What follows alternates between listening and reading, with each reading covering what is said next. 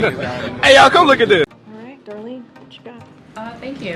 Have you seen the president since Hunter Biden showed up in federal court, since the deal fell apart? Did he have any reaction that he has agreed to allow you to share with us? Great word. I'll tell you this, and I'll repeat this as what I said at the top, which is the president loves his son. The president and the first lady love their son, and they support him as he's rebuilding his life and trying to move forward. I have not spoken to the president today. He has been busy continuing to work on behalf of the American people, as he does every day with internal meetings, and so I will leave it there. Oh, really? Is the White House any closer to figuring out when the president will make his promised visit to Africa this year?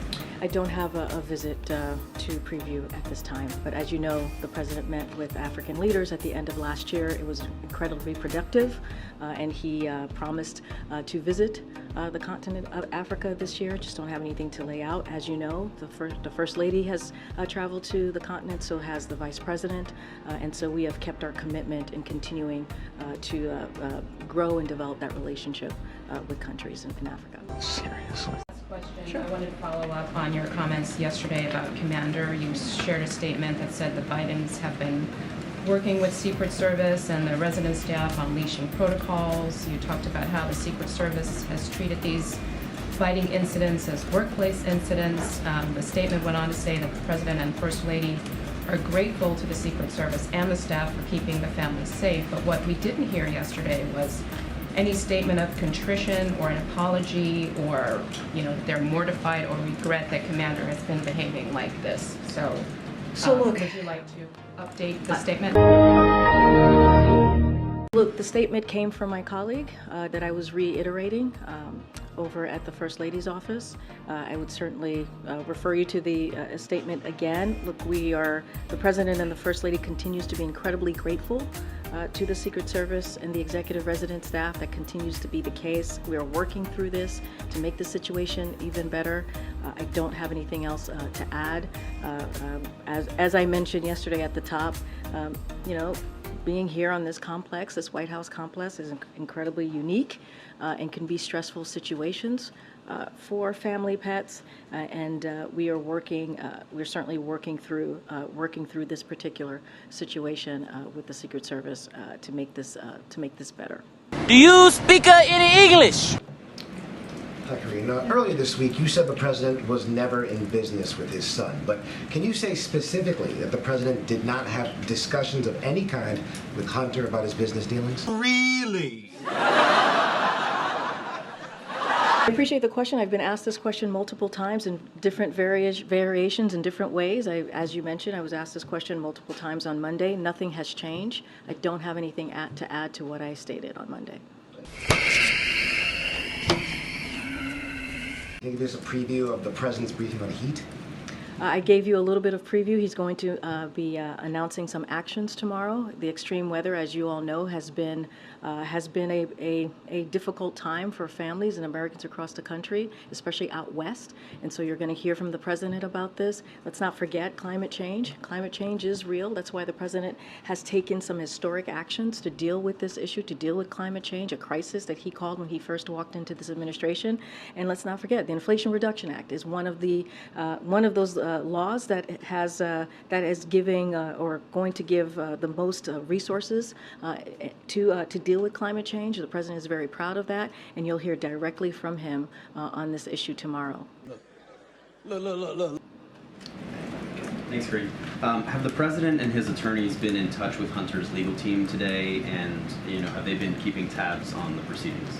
Look, I don't have anything to share. I would refer you to, on this particular issue, I would refer you to Hunter's representative. I would refer you to the Department of Justice. I don't have anything to share beyond on what I shared at the top of this briefing. It's extremely rare in such a high-profile case for a plea deal to fall apart like this.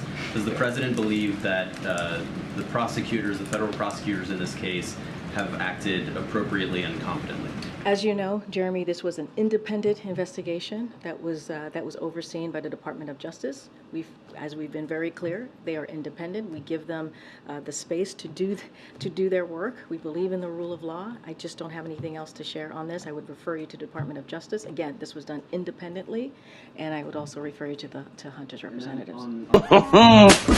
Senator Tuberville and his continued hold on these military promotions, he floated a potential way to move the nominations more quickly by saying that he'd be open to limiting the debate time on each individual nominee. Does the president believe that it's time to start moving some of these military nominations individually and voting on them individually through the Senate? Look, Jeremy, I understand the question. Not a joke. This is something that one senator is holding up. One senator, one Republican senator. And it shouldn't be done this way. It shouldn't be done this way. I think the Admiral did a really good job laying out what this means for our military families, our military service members. They don't deserve to be treated this way. When we talk about this particular legislation, not just the legislation, but as we move forward with these types of nominations, they should be done in a bipartisan way. Here we go. And so it's unfortunate that this Senator Tuberville, is treating this as a political stunt, he has to answer to military families, and he has to answer to military members who do everything that they can to protect us, and he's putting them in harm's way. And so I get the question, but this is truly on Senator Tuberville here. Does there ever come a point, though, where, especially as the chairman of the Joint Chiefs of Staff is set to retire, you need to fill that position where it's maybe worth, especially for the most senior positions that really put national security at risk, to start moving some of these individually? We shouldn't be in this situation. I get it. I hear what you're saying, but we should not be in this situation. Senator Tuberville should not be putting our military in this situation, not be using political ploys or political stunts to put our military in this situation, to put not just the military, but our national security for Americans across this country. And so I get it. I get that there are potential other pathways to get there, but we shouldn't be here. We just should not be here. And what he is doing is dangerous, and it's insulting. Okay, Regina. Karine, President Biden has spent most of his political career working on gun laws, on gun reform.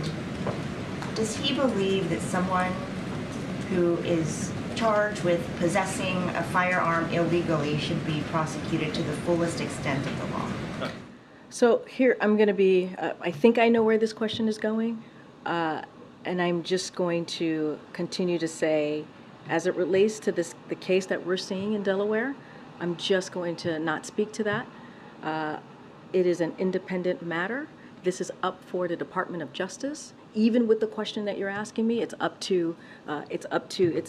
one of those legal criminal matters, and it's up to that process, that legal process. I'm just not going to speak to it here. And the president, when he was a senator, crafted gun legislation. As president, he talks often about the need to get illegal firearms off of our streets.